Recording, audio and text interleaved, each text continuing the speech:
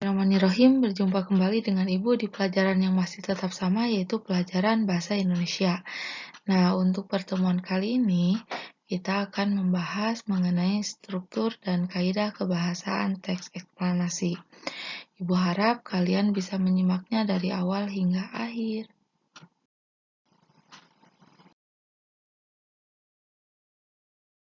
Nah, untuk struktur teks eksplanasi sendiri, ini sebetulnya ada 3.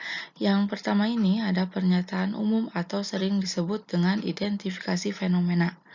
Kemudian yang kedua ada urutan sebab akibat atau sering disebut juga dengan deret penjelas. Dan yang ketiga ada interpretasi atau ulasan. Oke, kita bahas satu persatu. Yang pertama ini ada pernyataan umum atau identifikasi fenomena. Nah, di bagian ini nanti kalian mengenalkan objek yang dibahas, boleh berupa definisi atau pengertian yang berkaitan dengan objek yang dibahas ataupun permasalahan yang berkaitan dengan objek yang dibahas. Nah, untuk pernyataan umum ini terletak di paragraf awal. Kemudian untuk yang selanjutnya ada urutan sebab akibat atau deret penjelas. Nah, pada intinya untuk bagian ini nanti kalian menjelaskan proses terjadinya peristiwa itu secara rinci dari awal hingga akhir. Dan untuk bagian ini nanti akan menjawab mengapa dan bagaimana suatu peristiwa itu terjadi. Nah, yang terakhir ada interpretasi atau ulasan. Berisi berupa pandangan ataupun simpulan penulis terhadap topik yang dibahas. Jadi pada intinya untuk bagian ini nanti kalian menyimpulkan pembahasan kalian secara inti. Dan untuk interpretasi atau ulasan ini terletak di akhir.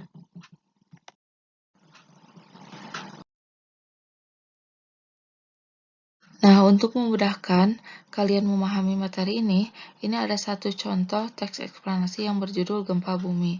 Nah, di paragraf pertama ini atau sering disebut dengan pernyataan umum, di sini membahas mengenai pengertian gempa bumi atau definisi gempa bumi itu seperti apa.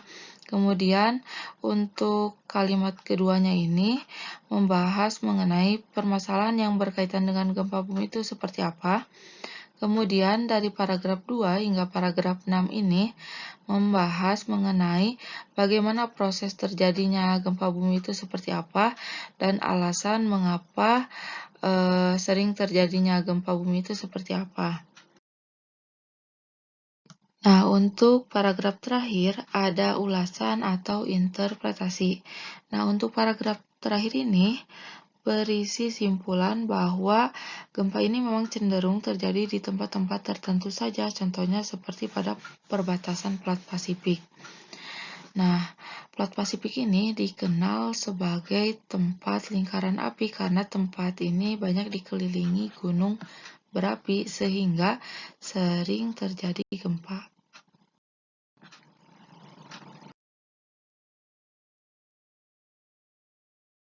Selanjutnya ini ada ciri kebahasaan teks eksplanasi itu ada 3. Yang pertama pilihan kata tertentu, yang kedua konjungsi bermakna proses, dan yang ketiga kata kerja pasif atau subjeknya itu berperan sebagai penderita. Oke ya, kita bahas satu persatu.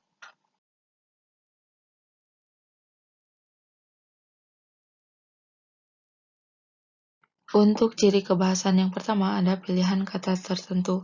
Ini ada 3 poin. Yang pertama banyak menggunakan kata denotatif. Artinya kata-kata yang digunakan di dalam teks eksplanasi ini adalah kata-kata yang memiliki makna sebenarnya atau lugas.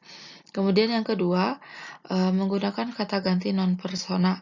Artinya kata ganti yang digunakan di dalam teks eksplanasi ini bukan kata ganti orang. Artinya merujuk langsung pada benda atau topik yang dibahas. Kemudian yang ketiga, penggunaan peristilahan. Untuk peristilahan sendiri sama seperti kata teknis. Artinya, jadi untuk penggunaan peristilahan ini tergantung dari topiknya itu membahas mengenai apa. Jika topiknya membahas mengenai fenomena sosial, pasti kata-kata yang berkaitannya itu berkaitan dengan sosial. Kemudian yang kedua, ini ada konjungsi bermakna proses. Ini ada dua. Yang pertama ini konjungsi bermakna kausalitas, dan yang kedua ada konjungsi bermakna kronologis. Untuk konjungsi bermakna kausalitas ini adalah konjungsi yang bermakna sebab akibat. Ditandai dengan kata disebabkan oleh, menyebabkan, diakibatkan oleh, sehingga, akibatnya, dengan demikian, meskipun, dan lain-lain. Dan yang kedua ada konjungsi bermakna kronologis. Artinya untuk konjungsi ini berkaitan dengan waktu. Contohnya seperti beberapa tahun lalu, kemudian, lalu, ketika, berikutnya, diawali, dan lain-lain. Dan yang terakhir ini ada kata kerja pasif. Jadi subjeknya ini berperan sebagai penderita. Nah, untuk kata kerja pasif ini ditandai dengan awalan di ataupun ter. Contohnya tersakiti, terlihat, terbagi, dimulai, dilahirkan, dan yang lainnya.